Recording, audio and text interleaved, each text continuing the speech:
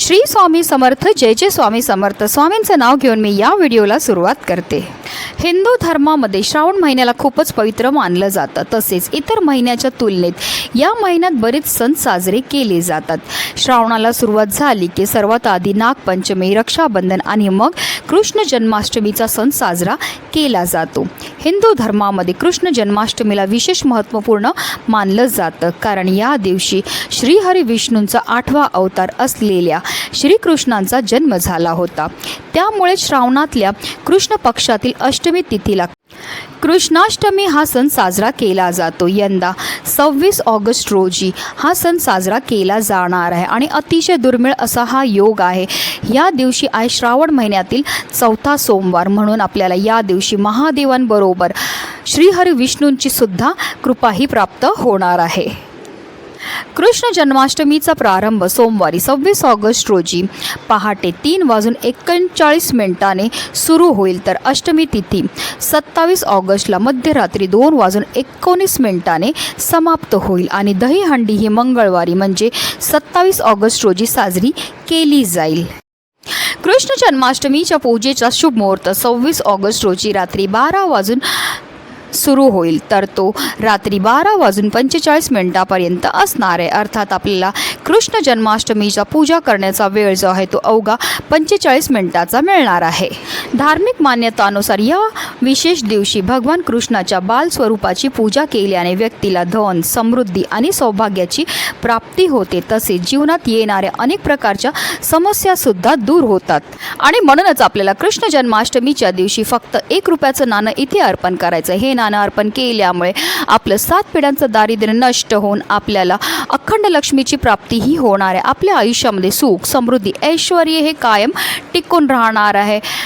ही संधी आपल्याला फक्त वर्षातनं एकदा मिळते, म्हणून प्रत्येकाने हा प्रभावी उपाय जो आहे तो करायचा. त्याबद्दल सविस्तर आणि महत्त्वाची अशी माहिती मी तुम्हाला या व्हिडिओमध्ये देणार आहे. ते व्हिडिओ पूर्ण पहा आणि जर तुम्ही माझ्या चॅनलवर नवीन असेल तर चॅनलला सबस्क्राईब करा आणि शेजारी बेल आयकॉनसुद्धा प्रेस करा.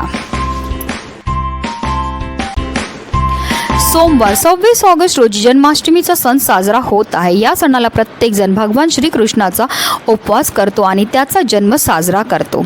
या दिवशी आपल्याला सकाळी लवकर उठून स्नान करायचे. स्नान केल्यानंतर आपल्याला स्वच्छ वस्त्र हे परिधान करायचे. त्यानंतर आपल्याला देवघरामध्ये सर्वप्रथम दिवा हा प्रज्वलित करून घ्यायचा आहे, कारण कोणतीही सेवा किंवा कोणताही उपाय जो आहे तो आपल्याला अग्नीच्या साक्षीने करायचा आहे. त्यानंतर आपल्याला बाळकृष्णांचा पाळणा सजवायचा आहे. भगवान श्रीहरी विष्णूंना म्हणजे आपल्याकडे बाळगोपाळांची जी मूर्ती आहे त्याला आपल्याला पंचामृताने, गंगाजल किंवा कच्च्या दुधाने अभिषेक हा करायचा. अभिषेक करताना आपल्याला निरंतर ओम नमो भगवते वासुदेवाय नमः या मंत्राचा जप करत करत अभिषेक करून घ्यायचा. अभिषेक करून झाल्यानंतर मूर्तीला स्वच्छ पुसून पुन्हा आपल्याला त्यांना स्वच्छ वस्त्र हे परिधान करायचे आहेत. बांगड्या, कानातले, मुकुट, फुलांच्या माळा घालायच्या आहेत. श्रीकृष्णांना फुलांनी सजवायचं आहे.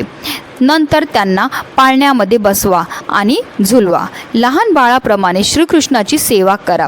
आता तुपाचा दिवा लावून भगवंताची आरती करा. लोणी आणि साखरेची मिठाई अर्पण करा आणि आपल्याकडनं झालेल्या कळत नकळत चुकांची क्षमासुद्धा आपल्याला मागायची. अशा रीतीने आपल्याला घरच्या घरी साधी सोपी पूजाही करायची आहे.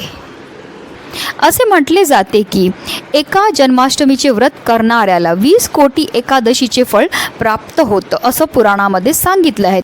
जन्माष्टमीची रात्र सिद्ध रात्र मानली जाते. या रात्रीत केलेले ज्योतिष उपाय सुख, समृद्धी आणि आर्थिक स्थिती सुधारण्यासाठी अतिशय प्रभावी मानले जातात आणि म्हणूनच आपल्याला 1 रुपयाचं नाण्याचा हा प्रभावी उपाय जो आहे तो करायचा आहे. हा उपाय आपल्याला बरोबर रात्री 12 वाजता जो आहे आपण कृष्णाची पूजा करणार आहे त्याच वेळेस आपल्याला हा उपाय सुद्धा करायचा आहे. हा उपाय करण्याकरता आपल्याला 1 रुपयाचं एक नाणं हे लागणार आहे. ते नाणं व्यवस्थित आपल्याला स्वच्छ धुवून आणि मग पुसून घ्यायचं. त्यानंतर आपल्याला एक प्लेट घ्यायची. प्लेटमध्ये आपल्याला थोडंसं कुंकू घ्यायचं आणि त्यामध्ये थोडंसं पाणी टाकून त्याचा गंध हा तयार करायचा आहे. गंध तयार केल्यानंतर आपल्याला त्या 1 रुपयाच्या नाण्यावर आपल्या नावाचं सगळ्यात पहिलं अक्षर जे आहे ते लिहायचं. आता माझं नाव प्रगती आहे तर मी त्याच्यावर प्र हा शब्द त्या कुंकवाने लिहिणार आहे.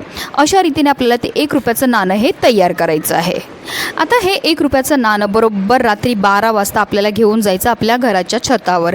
आता तुम्ही बिल्डिंगमध्ये राहत असेल तर तुम्ही टेरेसवर जा किंवा तुमच्या घराच्या वरती छत असेल तर तिथे तुम्हाला हे 1 रुपयाचं नाणं घेऊन जायचं आहे. आणि हे नाणं जे आहे आपल्याला आपली जी टेरेसची भिंत असेल तिथे आपल्याला बरोबर सरळ ठेवायचं आहे. म्हणजे जे माझ्या नावाचं मी आता प्र अक्षर लिहिलेलं आहे तर ते अक्षर बरोबर वरच्या साईडने दिसेल अशा रीतीने आपल्याला ते नाणं तिथे ठेवायचं आहे.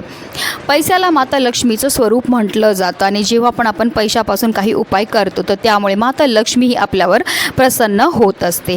आता जेव्हा हे नाणं आपण तिथे ठेवणार आहे तर आणि त्यावर जेव्हा चंद्राचा प्रकाश पडेल आणि ते नाणं चमकेल त्याचप्रमाणे आपलं नशीबसुद्धा चमकून जाणार आहे. अतिशय प्रभावी असा हा उपाय. वर्षातनं फक्त एकदा हा उपाय करायची आपल्याला संधीही मिळत असते.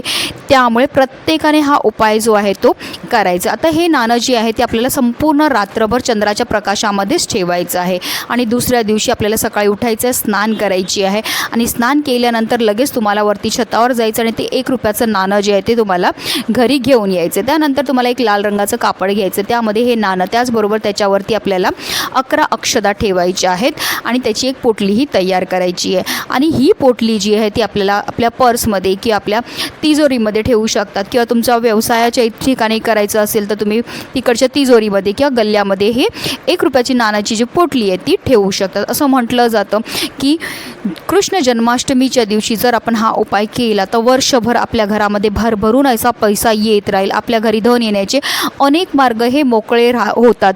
आपल्या पाकिटामध्ये ठेवलेलं 1 रुपया नाण्यामुळे आपलं पाकिट कधीही रिकामी राहत नाही. म्हणूनच प्रत्येकाने हा प्रभावी उपाय जो आहे तो कृष्ण जन्माष्टमीच्या दिवशी करायचा आहे. म्हणून व्हिडिओ जास्तीत जास्त लोकांपर्यंत शेअर करा जेणेकरून प्रत्येकाच्या आयुष्याचं कल्याण हो हीच मनामध्ये इच्छा. श्री स्वामी समर्थ. जय जय स्वामी समर्थ.